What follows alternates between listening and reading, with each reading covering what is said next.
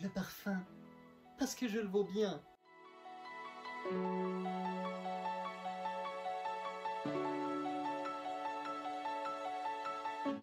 Bonjour amis lecteurs et bienvenue pour cette nouvelle vidéo sur la chaîne.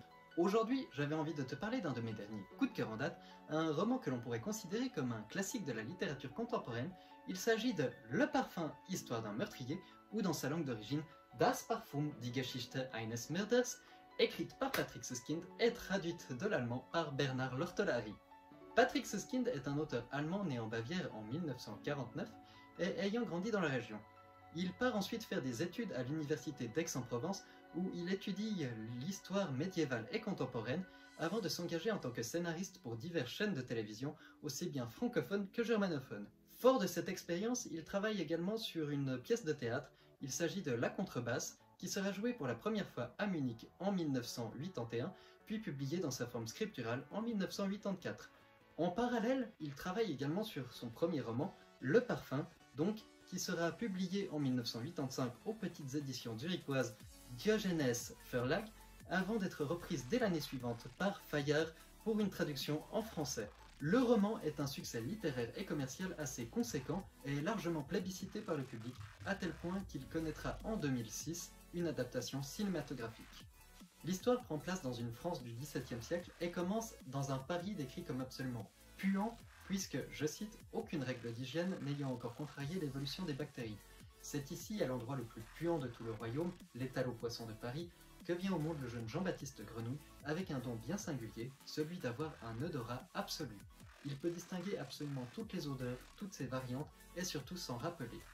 Abandonné par sa mère, grandissant dans un orphelinat, considéré comme tout le monde comme bizarre et par conséquent rejeté, il croise un jour à l'adolescence le chemin d'une jeune fille dont l'odeur est absolument incroyable et merveilleuse, suave, et dépasse la puanteur ambiante.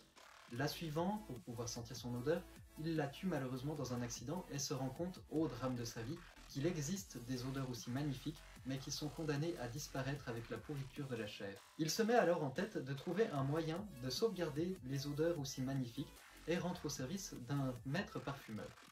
Après quelques années à son service, il se rend compte que cet homme ne pourra jamais lui montrer comment capturer l'odeur des gens, et part donc pour Grasse, la capitale à l'époque de la parfumerie.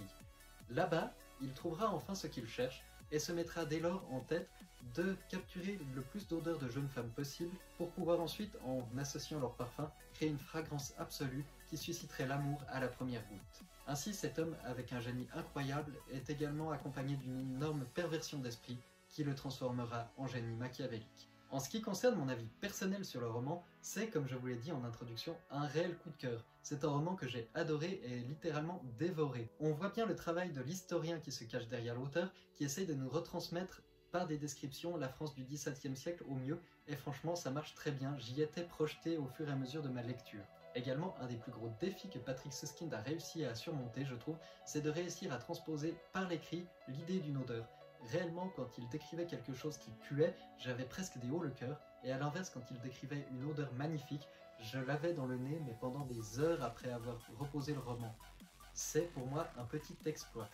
En ce qui concerne le personnage de Grenouille et par conséquent tout le cheminement de l'histoire, c'est un personnage que j'ai à la fois beaucoup apprécié et en même temps détesté. C'est un meurtrier, c'est un personnage extrêmement pervers au niveau de sa façon de penser, pour qui je n'aurais en temps normal que du mépris, et malgré tout, tout le contexte fait que j'avais envie de suivre son histoire et de voir jusqu'où il était prêt à aller et surtout s'il allait réussir à concrétiser. Je n'en dirai pas plus, je ne souhaiterais pas vous divulgacher tout le récit, mais sachez que c'est un roman que réellement j'aurai énormément de plaisir et énormément de chaleur à vous conseiller fortement. Vous pouvez également regarder sans aucun souci l'adaptation cinématographique de 2006 qui pour moi a cet avantage de coller presque parfaitement au roman, ce qui est relativement rare, et d'être un excellent travail. C'est une coproduction franco-hispano-germanique réalisée par Tom Tykwer et portée à l'écran par le talent de Ben Whishaw, extrêmement convaincant en tant que Jean-Baptiste Grenouille, et Alan Rickman qui fait un Richie absolument génial. De toute façon, Alan Rickman est génial dans tous ses rôles, nous sommes d'accord là-dessus. Non, vous n'avez pas le droit de discuter. Pour moi, le film a aussi, à l'instar du roman, cet avantage de réussir à nous transposer de façon visuelle une idée de parfum. Là où le roman y arrive par l'écrit, le film y arrive très bien juste par les images, et pour moi, c'est absolument merveilleux et ça en fait un très très grand film. En bref, aussi bien un support que l'autre, je vous les recommande. J'espère que ma petite chronique vous aura donné envie de lire ou de relire le livre et de regarder ou de re-regarder le film. Quoi qu'il en soit, je vous invite à donner votre avis en commentaire pour que nous puissions tous en discuter ensemble. Et dans l'intervalle, je vous dis à très bientôt, portez-vous bien, ayez de belles lectures. Ciao!